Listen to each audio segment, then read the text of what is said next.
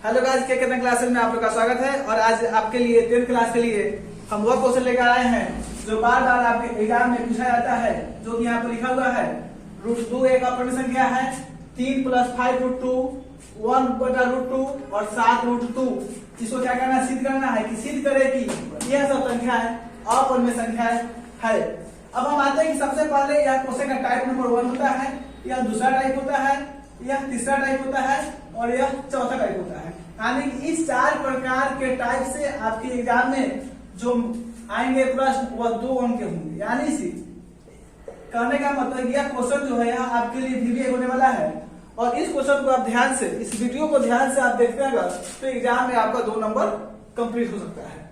अब आते हैं सबसे पहले हम क्वेश्चन पे कि √2 एक अपरिमेय संख्या सिद्ध करना है। यानी कि यह क्वेश्चन जो है √2 जो है वह अपरिमेय संख्या है। अब इसको सिद्ध करना है तो सबसे पहले क्या करते हैं, लिखते हैं यहाँ पे कि माना कि √2 एक, अब देखिए यहाँ पे लिखा क्या हुआ है कि √2 एक अपरिमेय संख्या, तो इसका उल्टा मान लेना है यानी कि परिमेय संख्या। √2 एक क्या है? परिमेय संख्या मान लेना है, परिमेय संख्या है। जैसे ही यहाँ परिमेय संख्या होता है तो हम किसी भी परिमेय संख्या को p/q के रूप में लिखते हैं। तो लिखते हैं यहाँ पे जिसे p/q के रूप में लिख सकते हैं,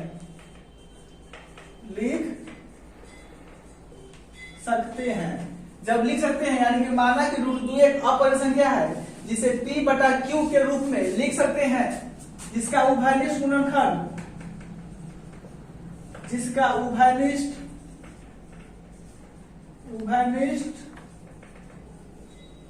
गुणनखंड 1 होता है। अब आते हैं कि यह जो लाइन लिखा हुआ है कि माना कि √2 एक परिमेय संख्या है।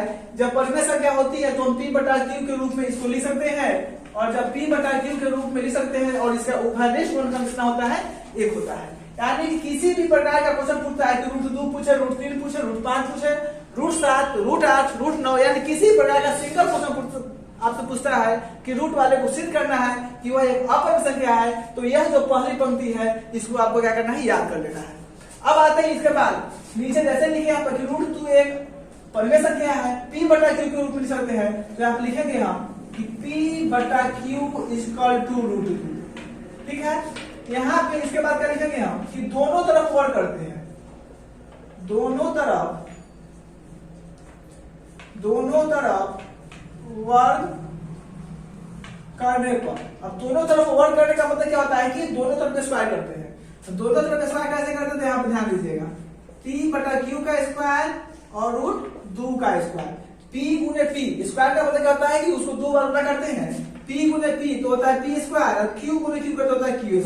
√2 को जब √2 से गुना करते हैं, जब किसी भी संख्या का रूट अंदर हो और उसको उसका स्क्वायर निकालना हो तो क्या करता है कि उसको सिंगल संख्या लिखते हैं। यानी कि यहाँ √2 है, यानी कि मान लेते हैं कि आप √2 गुने √2 करते हैं तो यहाँ पे 2 आता है। आपको याद कर रखना है कि जैसे ही जब सिंगल संख्या को रूट से गुना करते हैं तो यहाँ पे 2 आ जाता है। 3 यहाँ पर अगर आपको आ जाए कि √3 का स्क्वायर निकालना है तो क्या करेंगे? सिंपल सा लिखेंगे, यहाँ करेंगे यहाँ पर 2 लिख देंगे। जब 2 लिखते हैं तो यहाँ बाई में 1 देते हैं। और मैथ में एक चीज आपको याद रखना क्या कि जब कभी भी बटा में दोनों साइड लगा बराबर है बीच में तो उसको क्रॉस मल्टीप्लाई करते हैं, इसको इससे गुना करेंगे, इसको इससे गुना करेंगे। जैसे ही गुना करेंगे तो क्या यहाँ पर कि p² = 2q²,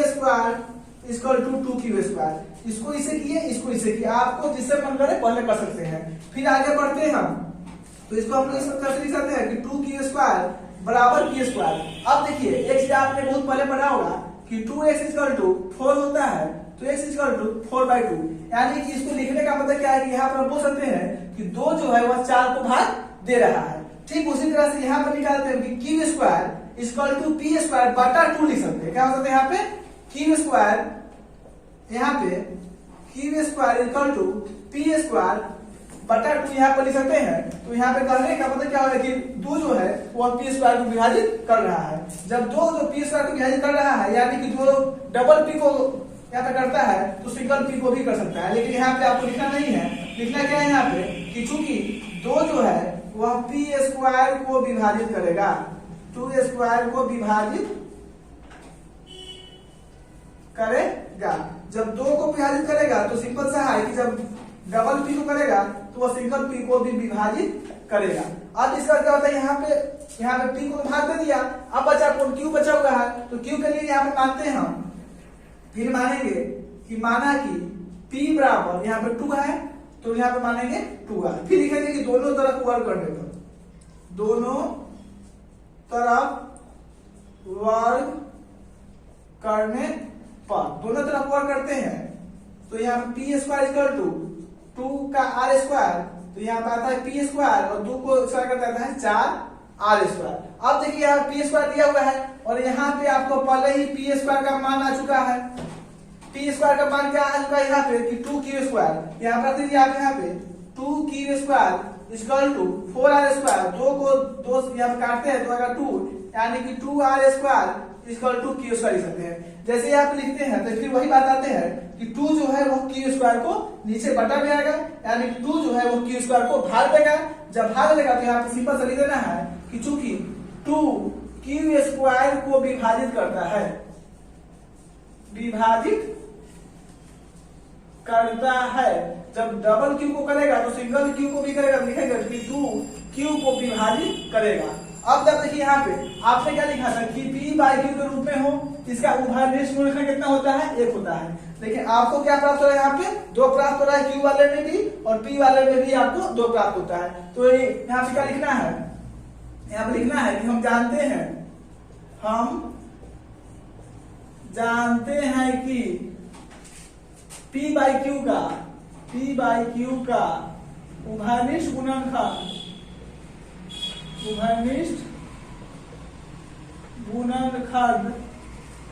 1 होता है, परंतु आपको ऐसा प्राप्त नहीं हुआ है, परंतु हमें ऐसा प्राप्त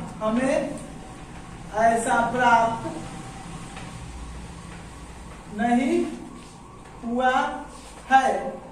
इसलिए अतः हमारी मान्यता गलत है। अगर आपकी मान्यता गलत है तो आपने क्या माना था कि √2 एक परिमेय संख्या है, जब गलत है तो क्या हो जाएगा, इसलिए √2 एक अपरिमेय संख्या है, यह आपका हो गया कि प्रूफ हो गया। यानी कि आपने पहले क्या माना था, परिमेय संख्या माना था, बट आपके हमारी मान्यता गलत हो गया, यानी कि गलत हो गया मान, और गलत हो गया तो क्या हो जाएगा, यहाँ पे यह एक अपरिमेय संख्या हो जाएगा। इसलिए हम लिख सकते हैं अंत में कि √2 एक अपरिमेय संख्या है। अगर इस पर किसी भी प्रकार का क्वेश्चन आपको आता है, यानी कि √2 है या √3 आता है या √7 आता है या √11 आता है या √5 आता है, इस प्रकार सिंगल क्वेश्चन जब कभी भी आता है कि सिद्ध करे कि √5 एक अपरिमेय संख्या है, तो ठीक इसी रूप से आप बनाते हैं तो एग्जाम में आपको 2 नंबर पूरा का पूरा आपको मिल जाता है। अब अगर हम आते हैं कि यह क्वेश्चन तो हो गया, ये क्वेश्चन सेकंड आते हैं कि 3 + 5 √2 हो, 3 + 5 √2 हो। क्वेश्चन नंबर 2 देखिएगा कि अगर किसी भी प्रकार का क्वेश्चन आए तो यह पहली लाइन जो है वो आपको हर क्वेश्चन में लिखना है। इसको आप क्या करें कि याद कर ले या समझ ले, आपकी मर्जी। याद कर ले तो अच्छा बेहतर यह होगा कि आप इसको भूलेगा नहीं, और यह किसी भी प्रकार का क्वेश्चन नंबर 1 टाइप है, दूसरा टाइप है, तीसरा टाइप है या चौथा टाइप है या इसके बाहर का क्वेश्चन है, उसमें आपको यह पंक्ति लिखना होगा। इस कारण से आपको याद कर लेंगे, और दूसरे क्वेश्चन में हम आपके लिए जगह छोड़ देते हैं, इस लाइन को आप लिख लीजिएगा और सेकंड क्वेश्चन को बनाते हैं तो क्या मानेंगे कि p बाई क्यू बराबर 3 + 5 √2। यहाँ पे क्या करना है कि जैसे ही अगर इस प्रकार का क्वेश्चन पूछता है तो उसमें क्या करना है कि यह वर्ग नहीं करना है, आपको क्या करना है, वर्ग नहीं करना है। यहाँ पर क्या करना है, बहुत इजी कुछ होता है, p बाई क्यू। अब देखिए 3 जो है प्लस में, इस साइड 3 जो क्या है प्लस में है, इस साइड जैसे ही आएगा उल्टा होता है, यानी कि माइनस हो जाएगा, तो यहाँ बचेगा 5 √2। अब देखिए यहाँ पे, तो यहाँ पे आप 1 दे सकते हैं, इसका एलसीएम लेंगे, q हो जाएगा। अब यहाँ पे क्या करेगा, p -1 को कीजिएगा तो यहाँ पर जाएगा 3q = 5 √2। अब इसके बाद देखिए यहाँ पे यहाँ जो 5 जो है गुना में है, यहाँ क्या आ जाएगा, भाग में आ जाएगा। भाग में आएगा तो क्वेश्चन आपका बन जाएगा कि p माइनस 3q बटा 5q इक्वल टू रूट 2।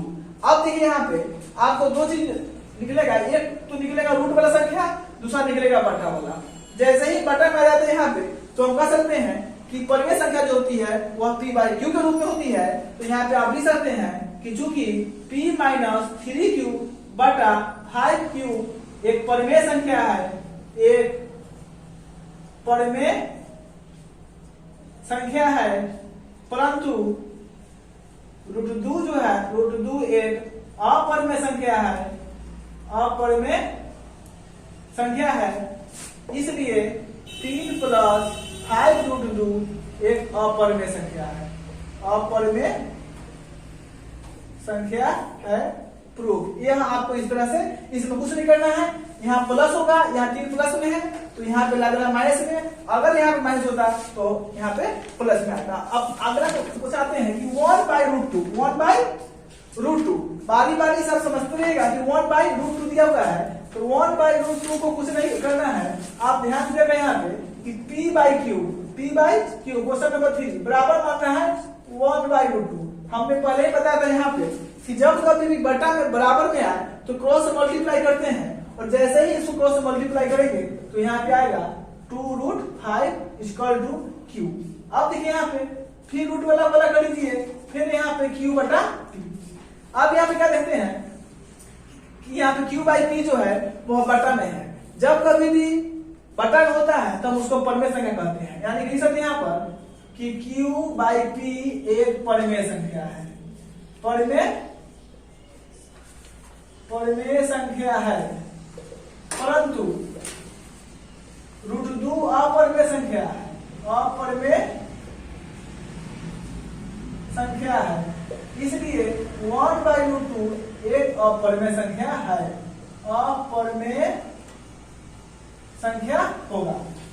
अब क्वेश्चन नंबर देखते हैं कितना, 4 नंबर क्वेश्चन क्या कर रहा है कि 7 रूट 2, इसको भी वही लाइन लिखेंगे हम, और फिर लिखेंगे कि p बाई क्यू बराबर 7 रूट 2। जैसे ही 7 रूट यहाँ पे 2 होता है हम क्या करते हैं यहाँ पे कि p बाई क्यू लिखते हैं, और 7 जो गुना में होता है इसको नीचे लाते हैं भाग में, यानी कि 7q इक्वल टू रूट 2। तो यहाँ पे हम लिख सकते हैं कि p बटा 7q जो है वह बटा में है, यानी कि परिमेय संख्या होगा, और रूट 2 है वह अपरिमेय संख्या होगा। इसलिए यह 7 रूट 2 जो होगा यह एक अपरिमेय संख्या होगा। हम यहाँ पे लिख देते हैं कि चूंकि p बाई 7q एक परिमेय संख्या है, एक परिमेय संख्या है, परंतु रूट 2 एक अपरिमेय संख्या है, अपरिमेय संख्या है। अतः 7 रूट 2 एक अपरिमेय संख्या है, प्रूफ, यानी कि यह सिद्ध हो चुका। तो इस तरह से हमने आपको बताने का प्रयास किया कि root 2, 3 plus 5 root 2, 1 by root 2, 7 root 2, इसको हम किस तरह से सिद्ध करेंगे कि यह संख्या अपरिमेय संख्या है। आप अगर इस वीडियो को शुरू से लेकर अंदर देखिएगा तो जरूर आपको कुछ ना कुछ समझ में आ गया होगा। अगर थोड़ी सी भी कहीं पे दिक्कत हो तो कमेंट बॉक्स में जाकर कमेंट करें, और इस वीडियो को ज्यादा से ज्यादा शेयर करें ताकि उन बच्चों तक यह वीडियो पहुंच सके जो बच्चे अभी तक इसको नहीं पढ़ पाए हैं और एग्जाम देने वाले हैं। तब तक के लिए देते हैं विदा। Thank you.